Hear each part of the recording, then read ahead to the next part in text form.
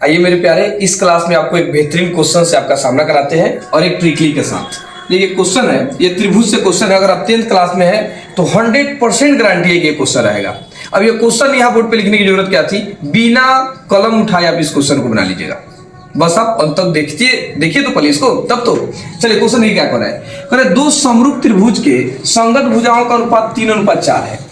दो समरूप त्रिभुज है, समरूप त्रिभुज के संगत भुजा का अनुपात दे दिया है। कितना दिया समरूप भुजा का अनुपात? 3:4।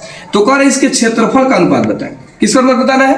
क्षेत्रफल का। एकदम नॉर्मल बात है, ध्यान समझते चलिएगा। ये कुछ ऑप्शन भी दे दिया है, 3:4, 4:3, 9:16 और 16:25। अब इसमें आपके राइट आंसर क्या हो सकते हैं, इसको थोड़ा ध्यान दीजिएगा। देखिए अगर गौर कीजिए और ट्रिक समझिए क्या है। ट्रिक नहीं, एक कॉन्सेप्ट है। कॉन्सेप्ट इतना बढ़िया है कि बिना कलम उठाए आप इस क्वेश्चन को सॉल्व कीजिएगा। समझिए क्या है। मान लीजिए दो समरूप त्रिभुज के भुजा का अनुपात दे दिया जाए।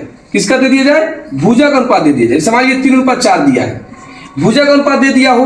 अगर आपसे क्षेत्रफल का अनुपात पूछा जाए, ध्यान से एकदम समझिएगा, एकदम थोड़ा देर टाइम दीजिए, एकदम बेहतरीन आपको यह समझ में आएगा।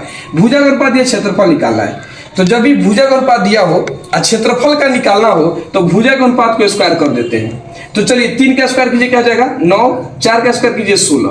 तो भुजा का दिए हो, क्षेत्रफल पूछा जाए तो स्क्वायर कर देंगे, तो 9:16 आ गया आंसर इसका। देखिए तो कहा ऑप्शन सी में, option C is right answer हो गया। कोई दिक्कत? अब इसके उल्टे क्वेश्चन को देखिए। क्वेश्चन नंबर 2 देखिए, दो समरूप त्रिभुज के क्षेत्रफल का अनुपात 16:25 है। अब इसी क्वेश्चन को उल्टा कर दिया है, तो इसमें क्या करना देखिएगा। मान लीजिए क्षेत्रफल का अनुपात दिया हो, किसका अनुपात? क्षेत्रफल का अनुपात दिया हो और आपसे भुजा का अनुपात पूछा जाए। देखिएगा क्षेत्रफल का अनुपात दिया, क्षेत्रफल कितना दिया है? 16:25। अब देखिए क्षेत्रफल का दिया हो और भुजा पूछा जाए तो क्षेत्रफल के अनुपात को रूट कर देते हैं। बड़ी बात है। अब बताइए 16 का वर्गमूल क्या हो जाएगा? 4 और 25 का वर्गमूल हो जाएगा 5, यानी आपका आंसर हो जाएगा 4:5। ऑप्शन देखिए, option B is right answer. समझ में आया कि यहाँ एकदम नॉर्मल है। भुजा का दिया हो, क्षेत्रफल निकालना, स्क्वायर कर देना है। समझ में आया? क्षेत्रफल दिया हो, भुजा निकालना, रूट कर देना है। जैसे मान लीजिए यहाँ ले लीजिए आप 5:2।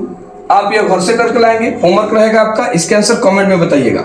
इसका ले लीजिए 49:25। ये दोनों क्वेश्चन का आंसर आप कमेंट में दीजिएगा। आप इसका स्क्रीनशॉट ले लीजिए।